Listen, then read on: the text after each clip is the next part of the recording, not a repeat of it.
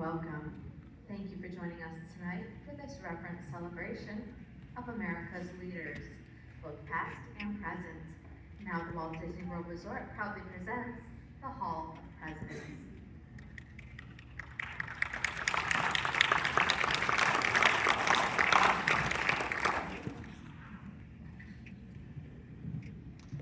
This program is dedicated to the memory of Walt Disney.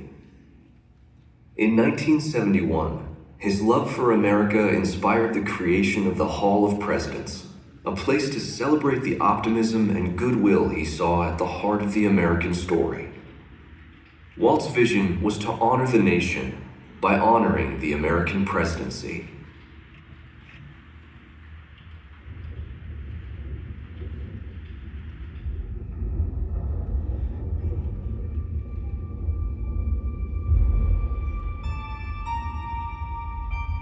It is 1783, and the smoke is clearing in the wake of the Revolutionary War. Over the course of 8 grinding years, General George Washington has led a force of shopkeepers, farmers, and Native American allies to victory over the greatest military power in the world. A new nation has been born, independent and free. The founders must form a national government. In 1787, through months of passionate debate, they create a written constitution. For the country's highest office, they imagine something new in the history of the world. A leader not born to power like a king or queen. A leader who has not seized power through conquest. A leader not separate from the people, but elected by the people. From among the people. We, the people. This is a new idea, an American idea, the idea of a president.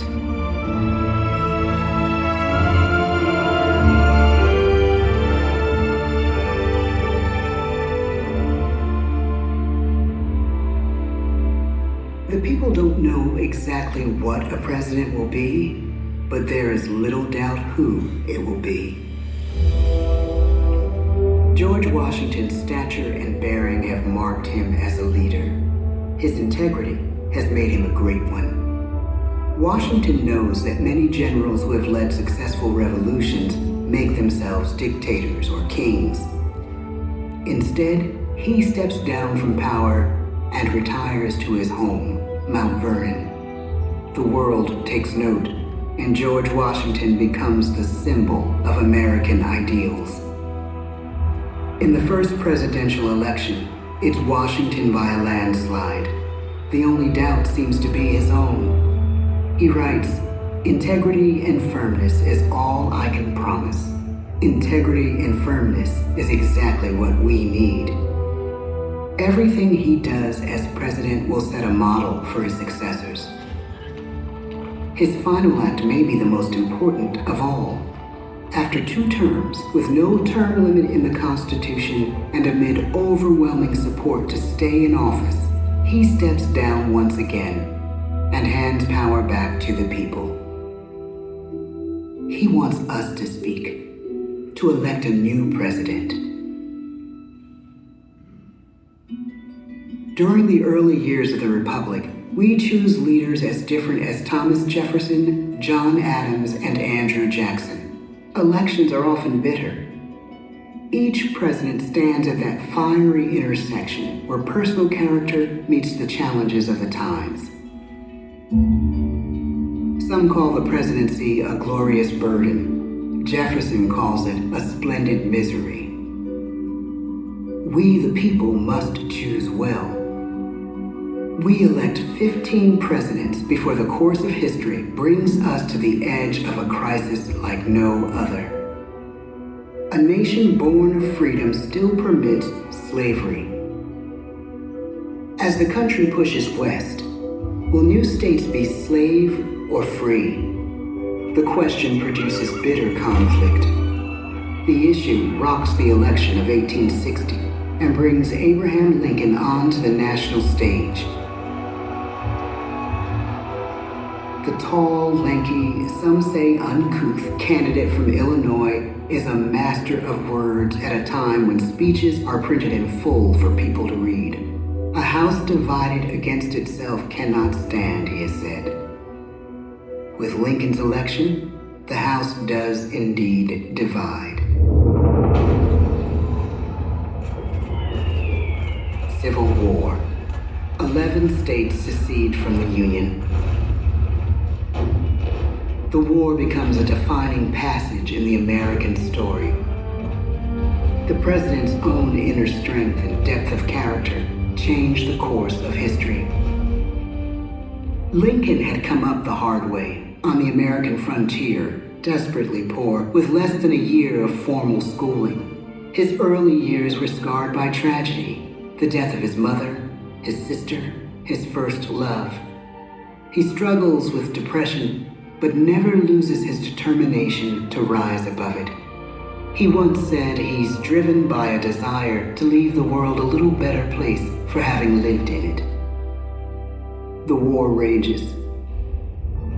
Lincoln fights to preserve the Union and end slavery. Neither is a sure thing. At Gettysburg, Pennsylvania, 6 months after one of the bloodiest battles of the war, the president dedicates a cemetery to the thousands of soldiers who died there, in words we can never forget.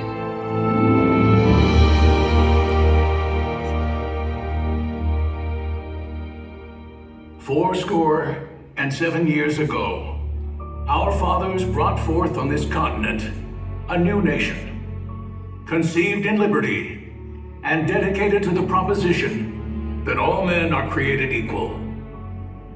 Now we are engaged in a great civil war, testing whether that nation or any nation, so conceived and so dedicated, can long endure.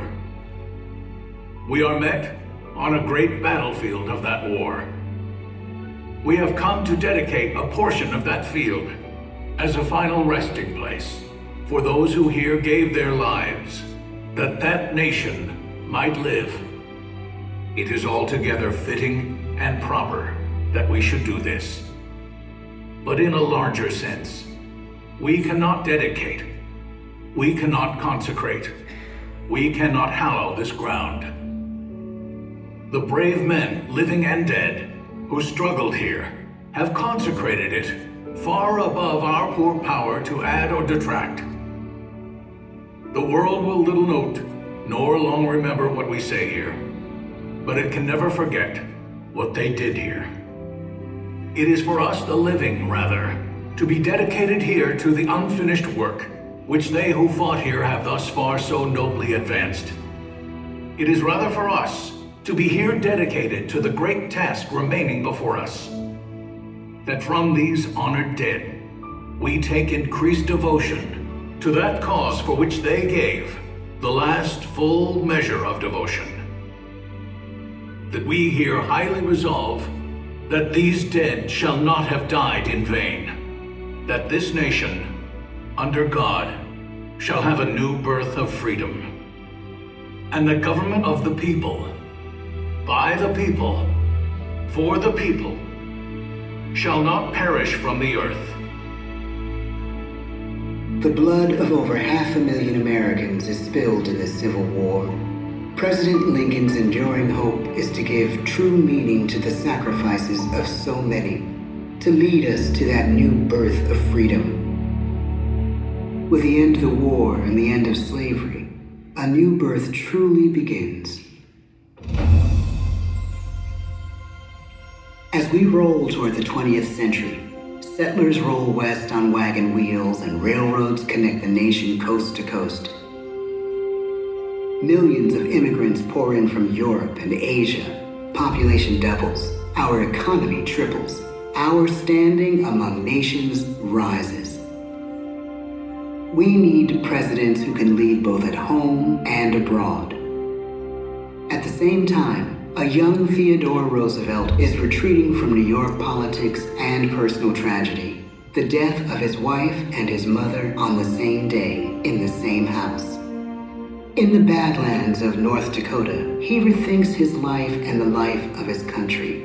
he returns stronger in body and spirit. His renewed energy is just what his country needs.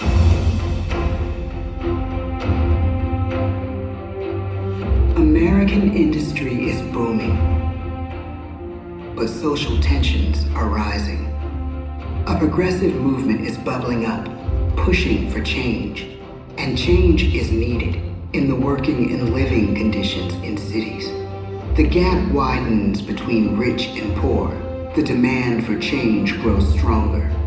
Teddy Roosevelt is a knight on a crusade. He speaks with force and vitality in clear terms that make colorful headlines at a time when mass market newspapers have become the new media.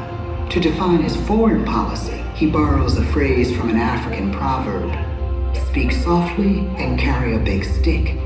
But his greatest accomplishments are made at home. He breaks up giant monopolies, protects workers' rights, and calls for a square deal for all Americans, rich and poor, capitalist and wage earner. Fair play and a square deal for every man and every woman in the United States. He calls on America to be as great as the natural grandeur of its lands.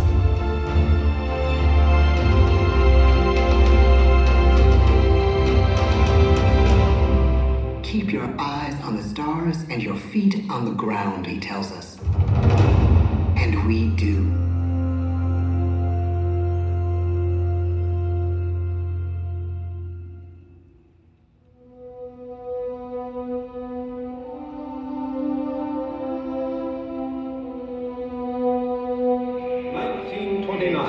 The bottom fell out of the market. 12 million unemployed. The bread lines and the soup. The results of the 1932 election now appear. When we elect our 32nd president, it is the worst of times. The course of history and the course of one president's life again shape a turning point in our national destiny. Franklin D. Roosevelt, paralyzed by polio, knows how to restore the faith of a people paralyzed by the Great Depression. I believe in practical explanation and in practical policy. He has found the inner strength his countrymen now need. He speaks to us like a friend, a neighbor. His optimism is contagious, his voice perfect for the latest breakthrough medium, radio. He calls us to believe we have nothing to fear but fear itself. And we do believe. Tonight's attacks on England are perhaps the most widespread of the war in the course of the day. But an even greater challenge dominates his final years in office. The Second World War.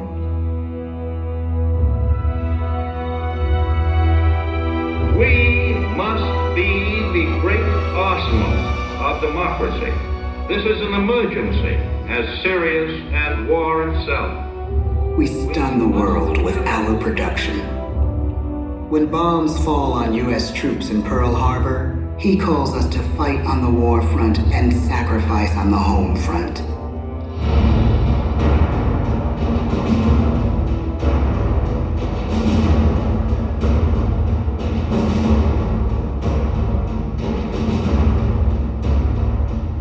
The harder the sacrifice, the more glorious the triumph. So spoke America in the year 1776. So speak Americans today. The world changes. The country changes. And yet, in one sense, what we need most from our presidents has never changed.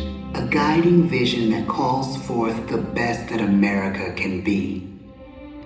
Will outer space be developed for the benefit of all mankind? Or will it become another focus for the arms race? The choice is urgent, and it is ours to make. Ask not what your country can do for you. Ask what you can do for your country. But really, it's all of us who must overcome the crippling legacy of bigotry and injustice. And we shall overcome. One of the agreements that President Sadat and Prime Minister Begin are signing tonight is entitled A Framework for Peace in the Middle East. Mr. Gorbachev, tear down this wall. You have lost too much, but you have certainly not lost America. I can hear you. The rest of the world hears you.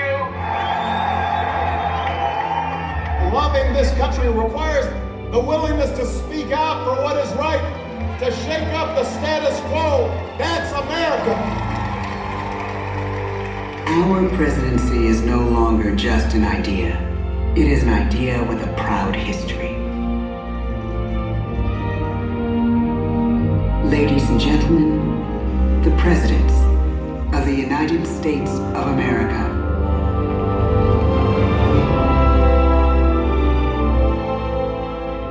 George Washington, John Adams, Thomas Jefferson, James Madison, James Monroe, John Quincy Adams, Andrew Jackson, Martin Van Buren, William Henry Harrison, John Tyler, James K. Polk, Zachary Taylor, Millard Fillmore, Franklin Pierce, James Buchanan, Abraham Lincoln, Andrew Johnson, Ulysses S. Grant, Rutherford B. Hayes, James A. Garfield, Chester A. Arthur, Grover Cleveland, Benjamin Harrison, William McKinley, Theodore Roosevelt, William Howard Taft, Woodrow Wilson, Warren G. Harding, Calvin Coolidge, Herbert Hoover, Franklin D. Roosevelt, Harry S. Truman, Dwight D. Eisenhower, John F. Kennedy, Lyndon B. Johnson, Richard M. Nixon, Gerald R. Ford, Jimmy Carter, Ronald Reagan, George Bush, Bill Clinton, George W. Bush, Barack Obama, Joe Biden.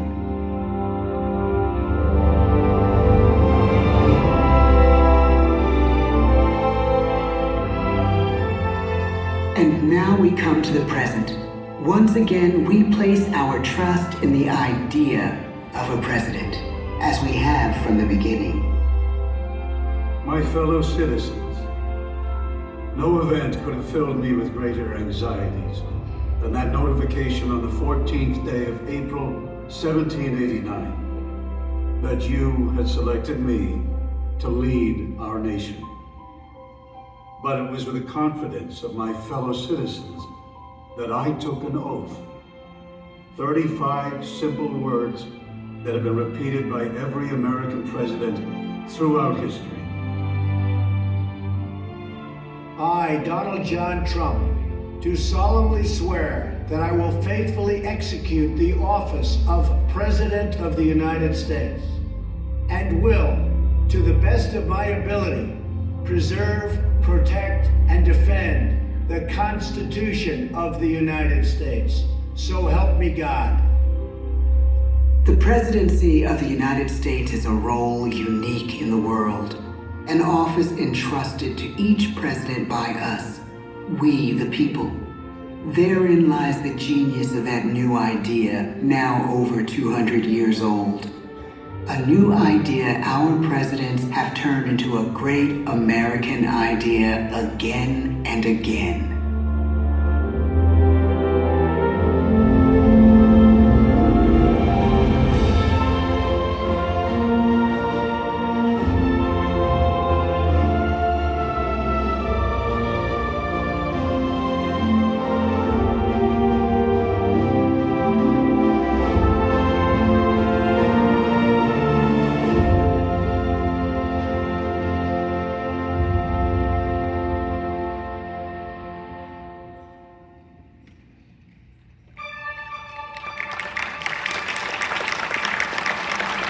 Thank you all for joining us, and this has concluded our presentation. At this time, please gather your personal belongings and exit to the open doors on the back right of the theater.